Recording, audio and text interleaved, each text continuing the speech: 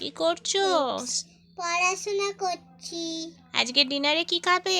Simple পরোটা করব না আলুর পরোটা খাবে? আলুর পরোটা।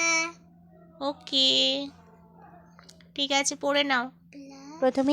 প্রথমেই আমি আলুটা সিদ্ধ করে রেখেছিলাম। তারপরে কড়াতে তেল আর গোটা জিরে ফোড়ন দিয়ে দেখো আলুটা দিয়ে দিয়েছি।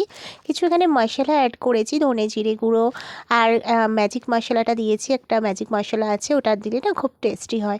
এইভাবে আলুর পুরটা দেখো আমি রেডি করে নিয়েছি। আর এটা আমি আটারই বানাচ্ছি, ময়দার করছি না। আটাটা মেখে রেখেছিলাম। তারপরে দেখো এইভাবে আলুর পুরটা দিয়ে কিন্তু আমি ভালো করে আস্তে আস্তে বেলে নিলাম। একটুকু কিন্তু ফেটে যায়নি আমার আলুর পুরটা। যাই হোক, সুন্দরভাবে বেলাটা হয়েছিল। তো তারপরে এবার ঘি দিয়ে দেখো আস্তে আস্তে করে ভালো করে ভেজে নিচ্ছি। তোমরা তেল দিয়েও ভাজতে পারো, বাটার দিয়েও ভাজতে পারো, আমি ঘি দিয়েই ভেজে নিয়েছি প্রত্যেকটা পরোটা।